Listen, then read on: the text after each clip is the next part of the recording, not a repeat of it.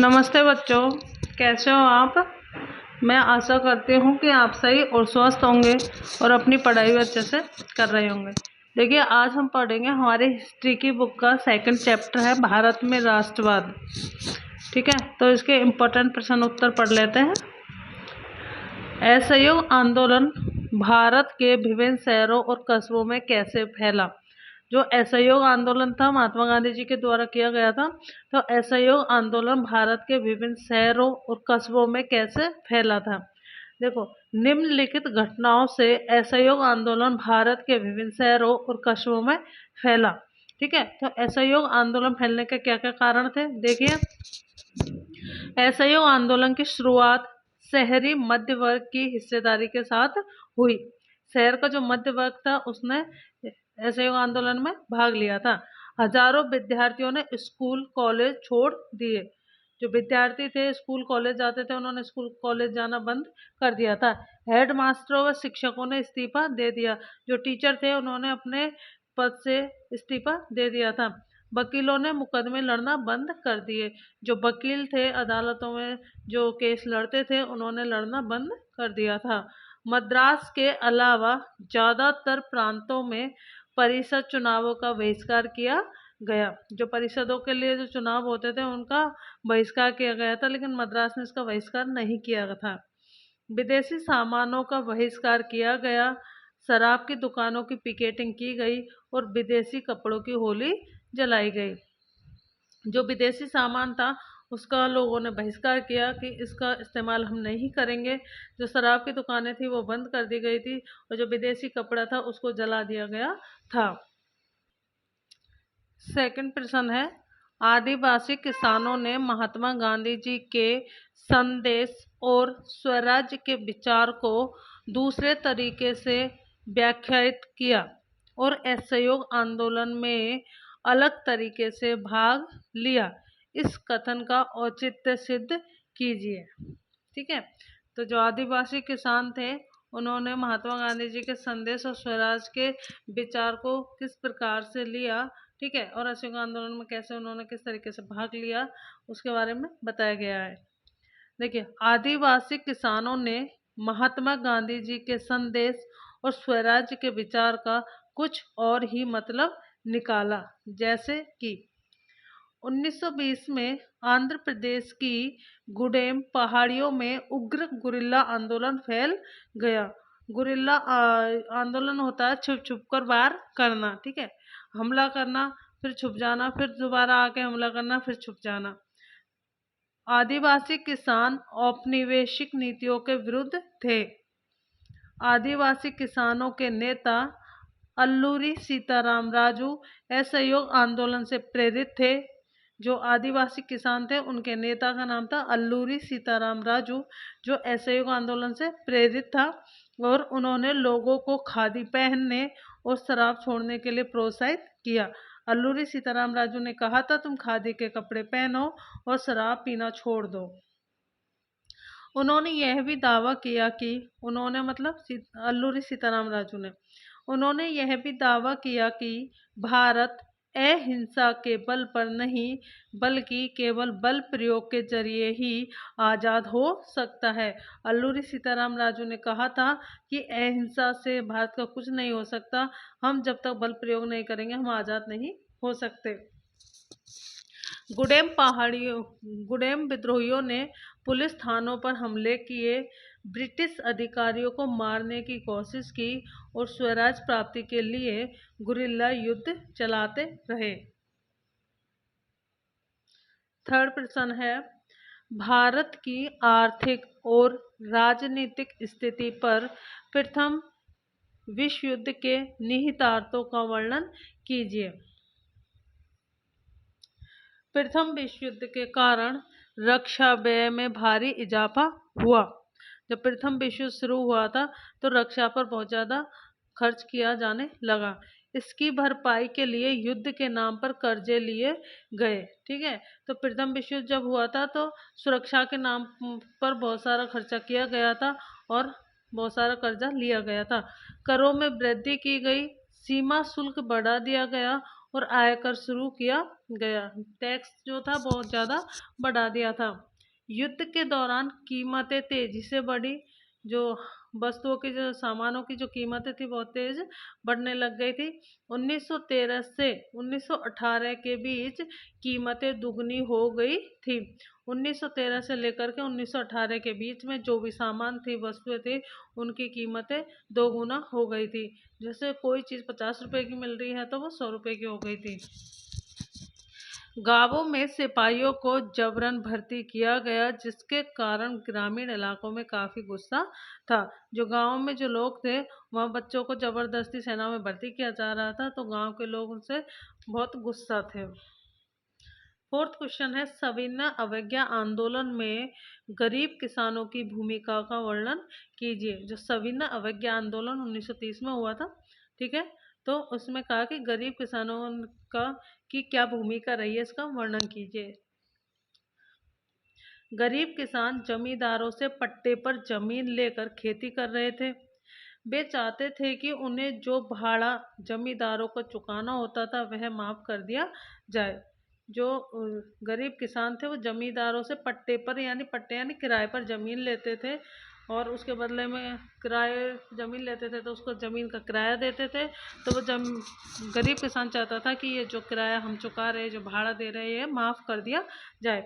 उन्होंने कई रेडिकल आंदोलनों में हिस्सा लिया, जिसका नेतृत्व अक्सर समाजवादियों और कम्युनिस्टों के हाथों में होता था। अमीर किसानों और जमींदारों की नाराजगी के भय से कांग्रेस भाड़ा विरोधी आंदोलनों के समर्थन देने में प्राय हिचकिचाती थी। इसी कारण गरीब किसानों और कांग्रेस के बीच संबंध अनिश्चित बने रहे। ठीक है। रॉलेट एक्ट के विरोध में हुए सत्याग्रह का वर्णन कीजिए। जो रॉलेट एक्ट आया था 1919 में, ठीक है, ये जो रॉलेट एक्ट है, महात्मा गांधी ने काला कानून कहा था, और ये बिना अपील, बिना वकील और बिना दलील का कानून था। ठीक है, तो इसके विरोध में सत्याग्रह का हुआ था, इसका वर्णन करना है, उसके बारे में, सत्याग्रह के बारे में बताना है। 1919 के प्रस्तावित रॉलेट एक्ट के विरुद्ध गांधी जी द्वारा राष्ट्रव्यापी सत्याग्रह प्रारंभ करने के निर्णय के निम्नलिखित कारण थे। ठीक है, तो सत्याग्रह क्यों किया था, इसके क्या कारण है। इस कानून को इंपीरियल लेजिस्लेटिव काउंसिल ने बहुत जल्दबाजी से पारित कर दिया था। कौन से को, रॉलेट एक्ट। जो रॉलेट एक्ट था, इसको इंपीरियल लेजिस्लेटिव काउंसिल जो थी, उसने बहुत जल्दबाजी में इसको पारित कर दिया था। इस कानून के द्वारा सरकार को राजनीतिक गतिविधियों को कुचलने का अधिकार मिल गया था। जो राजनीतिक गतिविधियां हो रही थे उनको दबाने का, कुचलने का अधिकार मिल गया था। सरकार को राजनीतिक कैदियों को 2 वर्ष तक बिना मुकदमा चलाए जेल में बंद रखने का भी अधिकार मिल गया था। गांधी जी इस कानून को अन्यायपूर्ण मानकर इसके विरुद्ध अहिंसक ढंग से नागरिक अवज्ञा के पक्ष में थे। 6 अप्रैल 1919 को हड़ताल करके विभिन्न शहरों में रैली जुलूसों का आयोजन किया गया। हड़ताल कब की गई थी, 6 अप्रैल 1919 को। विभिन्न स्थानों पर हड़ताल की गई। लोगों में अपार उत्साह देखकर ब्रिटिश सरकार ने दमन की नीति अपनाई। अमृतसर में स्थानीय नेताओं को बंदी बनाया गया और गांधी जी को दिल्ली में प्रवेश करने से रोक दिया गया। जो अमृतसर में जो स्थानीय नेता थे, वहाँ के जो आंदोलन में विरोध कर रहे थे, हड़ताल में कर रहे थे, तो उनको बंदी बनाया गया था और महात्मा गांधी जी को दिल्ली जाने से रोक दिया गया था। अमृतसर में घटनाक्रम बड़ी तीव्र गति से चला। 10 अप्रैल को शांतिपूर्ण जुलूस पर पुलिस द्वारा गोली चलाने के पश्चात हिंसात्मक घटनाएं हुई। मार्शल लॉ लगा दिया गया तथा जनरल डायर को नगर की कमान सौंपी गई। जनरल डायर ने लोगों में भय स्थापित करने के लिए 13 अप्रैल बैसाखी पर्व के अवसर पर जलियांवाला बाग में निहत्थे लोगों की भीड़ पर अंधाधुंध गोलियां चलाई। इस प्रकार रॉलेट सत्याग्रह जलियांवाला बाग हत्याकांड तक जा पहुंचा, जो असहयोग आंदोलन का कारण बना। अब 6 नंबर का प्रश्न है, संपन्न किसान समुदायों द्वारा सविनय अवज्ञा आंदोलन में भाग लेने का वर्णन कीजिए। संपन्न किसान समुदाय जैसे गुजरात के पाटीदार और उत्तर प्रदेश के जाट आंदोलन में सक्रिय थे। गुजरात में जो पाटीदार और उत्तर प्रदेश के जाट जो थे वो सविनय अवज्ञा आंदोलन में सक्रिय थे। कारण, व्यावसायिक फसलों की खेती करने के कारण व्यापार में मंदी और गिरती कीमतों से वो बहुत परेशान थे। जब उनकी नगद आय में कमी होने लगी तो उनके लिए सरकारी लगान चुकाना कठिन हो गया। अतः उन्होंने आंदोलन में बढ़ चढ़कर भाग लिया। उन्होंने अपने समुदायों को संगठित किया और कई बार अनिच्छुक सदस्यों को बहिष्कार के लिए विवश किया। उनके लिए स्वराज की लड़ाई भारी लगान के विरुद्ध थी। जो संपन्न किसान थे तो उनकी जो लड़ाई थी वो क्या थी, लगान के खिलाफ थी। ठीक है, कि हमसे ज़्यादा लगान नहीं लिया जाए। अतः जब 1931 में लगान में कमी के बिना आंदोलन वापस ले लिया गया तो उन्हें बड़ी निराशा हुई। फलस्वरूप जब 1932 में आंदोलन दोबारा शुरू हुआ तो उनमें से बहुतों ने उसमें हिस्सा लेने से इनकार कर दिया था। 7 नंबर का प्रश्न है, कांग्रेस अपने कार्यक्रम में मजदूरों की मांगों को समाहित करने में हिचकिचा रही थी। कारणों की व्याख्या कीजिए। कांग्रेस ने जो अपने कार्यक्रम बनाए थे, ठीक है, तो उनमें मजदूरों की मांगों को शामिल नहीं किया कर रही थी। ठीक है। औद्योगिक श्रमिक वर्ग ने सविनय अवज्ञा आंदोलन में नागपुर के अलावा और कहीं भी बड़ी संख्या में भाग नहीं लिया। जैसे जैसे उद्योगपति कांग्रेस के नजदीक आ रहे थे, मजदूर वर्ग दूर होता जा रहा था। जो उद्योगपति थे वो कांग्रेस के नजदीक आ रहे थे तो मजदूर वर्ग दूर होता जा रहा था। परंतु इसके बावजूद मजदूरों ने सविनय अवज्ञा आंदोलन में निम्नलिखित प्रकार से भाग लिया। उन्होंने विदेशी वस्तुओं के बहिष्कार को कम वेतन और खराब कार्यस्थितियों के साथ जोड़ा। 1930 में रेलवे कामगारों ने हड़ताल की। 1930 में छोटा नागपुर की टीन खानों के हजारों मजदूरों ने गांधी टोपी पहनकर रैलियों और बहिष्कार अभियानों में भाग लिया। 1930 में गोदी कामगारों ने हड़ताल की। परंतु इन सब के बावजूद कांग्रेस अपने कार्यक्रम में मजदूरों की मांगों को शामिल करने से हिचकिचा रही थी, क्योंकि उनको लगता था कि इससे उद्योगपति आंदोलन से दूर हो जाएंगे और साम्राज्यवाद विरोधी ताकतों में फूट पड़ जाएगी। हमारा 8वां प्रश्न है, सविनय अवज्ञा आंदोलन से व्यापारी वर्ग के संबंध का वर्णन कीजिए। सविनय अवज्ञा आंदोलन में जो व्यापारी वर्ग है, ठीक है, तो इसके संबंध के बारे में बताना है। कारण व उद्देश्य।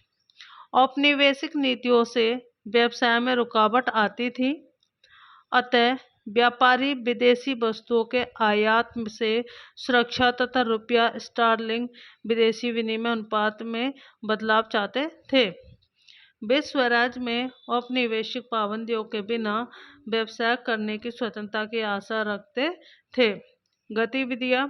व्यावसायिक हितों को संगठित करने के लिए उन्होंने 1920 में भारतीय औद्योगिक एवं व्यावसायिक कांग्रेस और 1927 में भारतीय वाणिज्य एवं उद्योग परिसंघ फिक्की का गठन किया।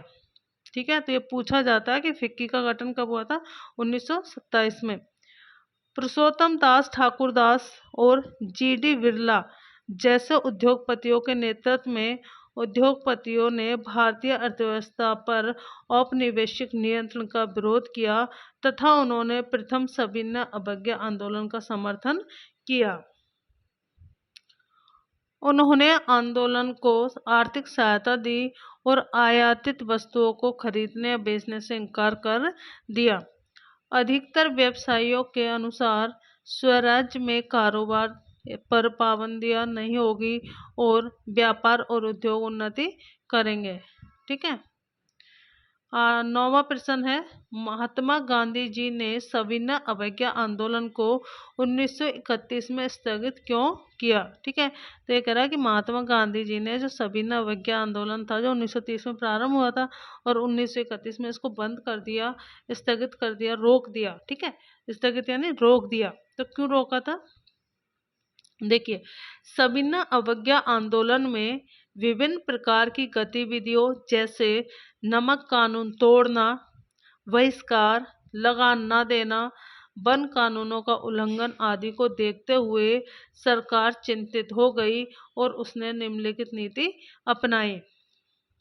ठीक है, देखो सविनय अवज्ञा आंदोलन के समय बहुत सारी गतिविधियां हो रही थी, जैसे नमक कानून तोड़ना, विदेशी जो वस्तुएं थी उनका बहिष्कार किया जा रहा था, लगान नहीं दिया जा रहा था, वन कानूनों का उल्लंघन किया जा रहा था। तो सरकार इन सब चीज़ों से परेशान हो गई, तो उसने क्या क्या नीति अपनाई थी?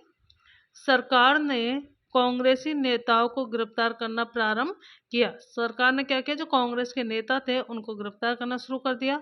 खान अब्दुल गफ्फार खान की गिरफ्तारी पर कई स्थानों पर सशस्त्र बख्तरबंद गाड़ियों का प्रयोग कर प्रदर्शनकारी लोगों पर गोलियां चलाई गई, जिसमें काफी लोग मारे गए। महीने भर बाद गांधी जी को भी बंदी बना लिया गया।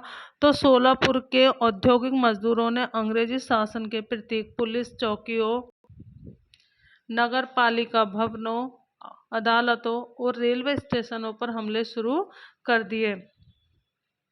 भयभीत सरकार ने निर्मम दमन का रास्ता अपनाया। शांतिपूर्ण सत्याग्रहियों पर हमले किए गए, औरतों और बच्चों को मारा पीटा गया और लगभग 1 लाख लोग गिरफ्तार किए गए। उपयुक्त स्थिति को देखते हुए गांधी जी ने एक बार फिर आंदोलन वापस ले लिया और 5 मार्च 1931 को गांधी जी ने इरविन से समझौता किया। तो ये प्रश्न पूछा जाता है कि गांधी इरविन समझौता कब हुआ था? तो ये आएगा 5 मार्च 1931 को। ठीक है, 5 मार्च 1931 को गांधी इरविन समझौता हुआ था। 10 नंबर का प्रश्न है, किन सामाजिक समूहों ने सविनय अवज्ञा आंदोलन में भाग नहीं लिया और क्यों नहीं लिया? ठीक है, तो वो कौन कौन से सामाजिक समूह हैं जिन्होंने सविनय अवज्ञा आंदोलन में भाग नहीं लिया, और भाग नहीं लिया तो क्यों नहीं लिया? देखिए, निम्नलिखित सामाजिक समूहों ने सविनय अवज्ञा आंदोलन में भाग नहीं लिया। अछूत या दलित वर्ग। दलित का मतलब होता है दबाया हुआ, कुचला हुआ। ठीक है, अछूत जिसे नीची जाति का समझा जाता है, निम्न जाति का। अछूत या दलित वर्ग ने इसलिए भाग नहीं लिया क्योंकि कांग्रेस ने उनके हितों पर ध्यान नहीं दिया। वास्तव में कांग्रेस नेतृत्व रूढ़िवादी सवर्ण हिंदू सनातन पंथियों से भयभीत थी। ठीक है, तो जो कांग्रेस थी उसने अछूत या जो दलित वर्ग थे उनके हितों का ध्यान नहीं रखा, इस कारण उन्होंने इसमें साथ नहीं दिया। ठीक है, सविनय अवज्ञा आंदोलन में भाग नहीं लिया। कुछ मुस्लिम संगठन हैं। 1920 के असहयोग एवं खिलाफत आंदोलन की सफलता के पश्चात मुसलमान कांग्रेस से नाराज थे। इसके अतिरिक्त हिंदू महासभा जैसे हिंदू धार्मिक राष्ट्रवादी संगठन कांग्रेस के निकट आ रहे थे, जिससे कांग्रेस और मुस्लिम लीग के बीच दूरियां बढ़ गई थी। तो जो हिंदू महासभा जैसे हिंदू धार्मिक राष्ट्रवादी संगठन थे, ये कांग्रेस के निकट आ रहे थे, तो कांग्रेस और मुस्लिम लीग के बीच दूरियां बढ़ती चली गई। ठीक है, कांग्रेस और मुस्लिम लीग में गठबंधन के प्रयास किए गए, परंतु 1928 में सर्वदलीय सम्मेलन में हिंदू महासभा के M.R. जयकर द्वारा समझौते की निंदा करने से पृथक निर्वाचिका का प्रश्न हल नहीं हो सका। इसके परिणाम स्वरूप मुसलमानों के एक हिस्से ने आंदोलन में भाग नहीं लिया। प्रथम 11 नंबर का प्रश्न है, प्रथम विश्व युद्ध ने किस प्रकार से भारत के लिए आर्थिक समस्याएं पैदा की? उदाहरण सहित वर्णन कीजिए। विश्व युद्ध के चलते रक्षा व्यय में भारी वृद्धि हुई, जिसे पूरा करने के लिए युद्ध के नाम पर कर्ज लिए गए, नए नए कर लगा दिए गए, सीमा शुल्क बढ़ा दिया गया और आयकर शुरू किया गया। ठीक है, तो युद्ध हो रहा है तो उसमें सुरक्षा पर, रक्षा पर बहुत ज़्यादा खर्चा किया जा रहा है। जब खर्चा करेंगे तो पैसा चाहिए, तो पैसा क्या है, चीज़ों पर यानी वस्तुओं पर बहुत ज़्यादा टैक्स लगा दिया गया था, बहुत ज़्यादा टैक्स वसूला जा रहा था। युद्ध के दौरान कीमतों में भारी वृद्धि हुई थी। 1913 से 18 के बीच कीमत दोगुनी हो चुकी थी। इससे आम लोगों की कठिनाइयाँ बढ़ गई थी। गांवों में सिपाहियों को जबरन भर्ती किया गया, जिसके परिणाम स्वरूप ग्रामीण क्षेत्र के लोगों में काफ़ी गुस्सा था।